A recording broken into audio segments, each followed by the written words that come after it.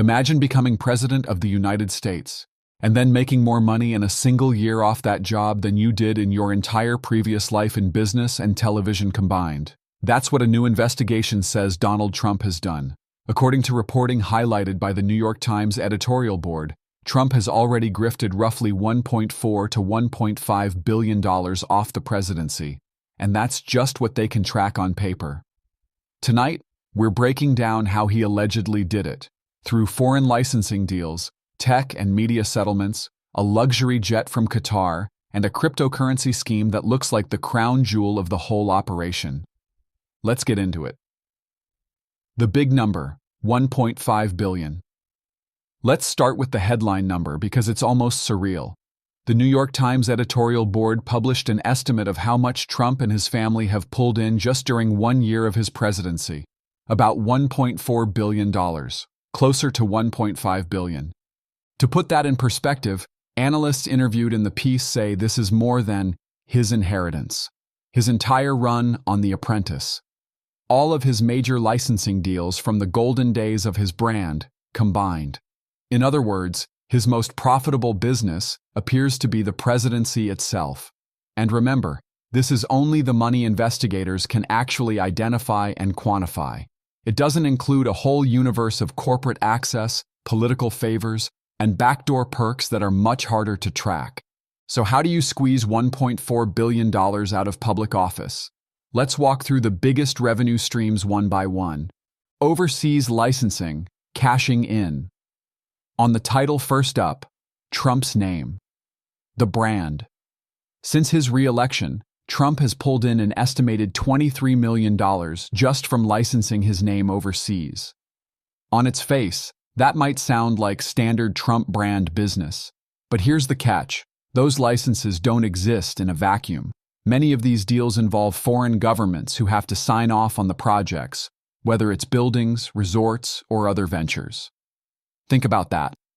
At the same time, Trump is making decisions on foreign policy, trade, weapons, and sanctions. Those same foreign governments may be green-lighting deals that directly put money in his pocket through his brand. So every handshake, every state dinner, every friendly photo op carries a question in the background. Is this about national interest or personal profit? And remember, this $23 million is a small slice of the total. We're just getting started. The Melania documentary, Amazon's $28 million question, next on the list, a very expensive documentary. According to the reporting, Amazon paid $28 million for a documentary about Melania Trump, a number far higher than the second highest bidder. What Amazon typically pays for this kind of content. So why such a premium? Commentators point out that, at the same time, Amazon had serious antitrust and regulatory issues sitting in front of Trump's administration. Add to that the fact that Trump has long been obsessed with space, and major tech and media companies often need all kinds of government approval for their projects. You don't have to be a conspiracy theorist to see why this raises eyebrows. When a company massively overpays for a product connected to the president's family, while also needing his administration's goodwill, it starts to look less like content and more like a $28 million peace offering. Media settlements. $90.5 million to make problems go away. Now let's move to the media and tech sector. Major media companies and tech firms have reportedly paid Trump about $90.5 million in settlements. One example, Trump sued over a 60 Minutes interview, claiming it was unfairly edited, like every TV interview in history isn't edited. But instead of fighting it out, the company paid up. Why? Because they wanted the Federal Communications Commission, under Trump's control, to approve an $8 billion deal involving Skydance. So think about this chain. Trump sues. The media company quietly cuts a massive settlement check personally to him. The administration then approves a multi-billion-dollar deal they badly want. That's not just media drama. That's a president allegedly turning regulatory power into leverage for personal cash. The Qatari jet, a $40 million gift. Now we go international again, this time to Qatar. Qatar reportedly gave Trump a $40 million private jet, which he openly admits he plans to keep after leaving the White House. He has suggested he'll use it for his future presidential library. But let's be real. Whether it's a library asset or a personal toy, it's still a $40 million jet courtesy of a foreign government. That raises multiple red flags. Why is a foreign state buying the US president this kind of gift? What are they getting in return? Access, arms deals, political cover. Even if the answers are never fully known, the appearance alone is a huge problem. And again, this jet is just one item on the list. The crypto scheme, the biggest slice of the pie. Now we get to the largest and arguably the most troubling revenue stream, cryptocurrency. According to the New York Times reporting, Trump has made about $867 million through cryptocurrencies during his presidency. Cryptocurrency already comes with very little transparency, complex ownership structures, plenty of room to move money around quietly. On top of that, Trump has his own cryptocurrency. That means corporations, wealthy individuals, and even foreign countries know exactly how to get his attention. Buy into his coin. Invest through his crypto firms. One of the most striking examples involves an investment firm from the United Arab Emirates. They announced plans to deposit $2 billion into a Trump-linked cryptocurrency company. That massive investment gave Trump's cryptocurrency huge credibility and value, sent a clear signal that this wasn't just a meme coin. This was geopolitical money.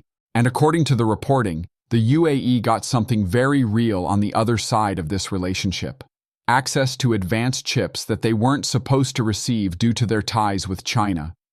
At the same time, Trump issued a pardon for someone convicted of fraud, connected to these circles.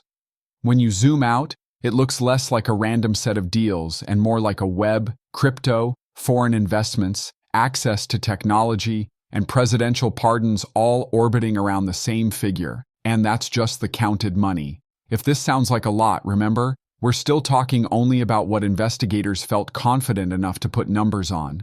That $1.4 to $1.5 billion figure does not include hundreds of millions raised by Trump's inauguration committee from corporations hoping for special treatment. The DC club started by his son, where access to power effectively becomes a revenue stream.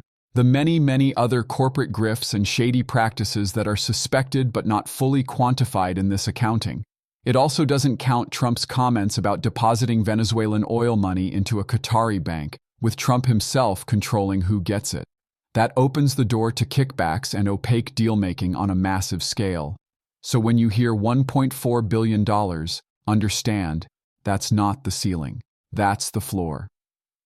Meanwhile, what happens to ordinary people? Now here's the part that really stings for a lot of Americans. While Trump is reportedly raking in sums equivalent to more than 16,000 times the median U.S. household income in a single year, his policies have been hurting many of those same households. The investigation points out that during this time, tax credit subsidies for healthcare were allowed to expire. Medicaid access was cut back, even as people were dealing with serious life-threatening illnesses. So on one side, you have oligarchs and corporations getting tax breaks and friendly treatment, and Trump himself getting wealthier at a historic pace. On the other side, you have ordinary families losing coverage, paying more, and slipping further behind. Trump appears totally comfortable with this because, as the commentary points out, he sees himself as an oligarch. This is not a side hustle. This is a business model built into the presidency itself. Open for business. The first year and beyond. One of the most alarming parts of the analysis is this. We are talking about just the first year of this operation. Experts who have studied Trump's finances for decades, including through his tax returns, say this single-year haul is greater than everything he made from his inheritance, from The Apprentice, and from major licensing deals combined. And as one commentator puts it, the Trump operation is open for business and expanding, pivoting social media companies into Bitcoin repository firms, then pivoting again into power generation ventures, grabbing onto any sector where money can move fast and quietly. They're not slowing down, they're diversifying the grift. If this is year one, the big question is, how high does that number go if the system never truly pushes back? Trump's defense. My kids are running it. When Trump is pressed about all this business activity, his response is familiar. He says, "My kids are running the business. I'm here doing the country's work." He frames his building projects and other ventures as something he's always done, just business as usual. But the reality is that business as usual for Trump now intersects directly with U.S. foreign policy, domestic regulation, and the immense power of the Oval Office. And when he's challenged by journalists, we see the same pattern: attacking the questioner, changing the subject, and threatening access. Even telling an Australian journalist that he's hurting Australia and that he'll tell the Australian leader about him. It's not the posture of someone carefully avoiding conflicts of interest.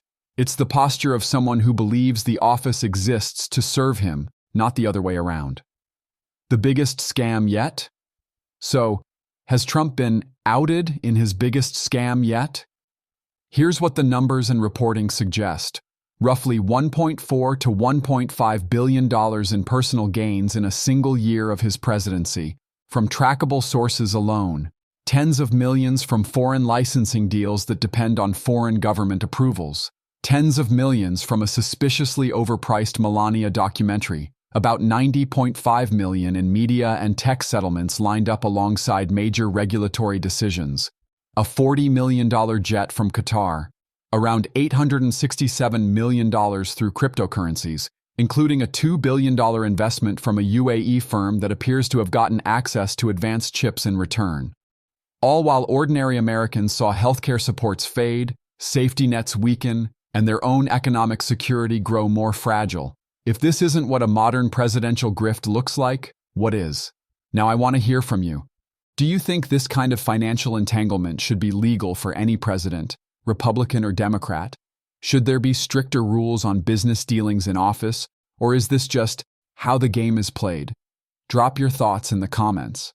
If you found this breakdown useful, hit subscribe, tap the notification bell, and share this video with someone who still thinks the presidency was Trump's sacrifice, not his biggest payday. Thanks for watching, attacking the questioner, changing the subject, and threatening access.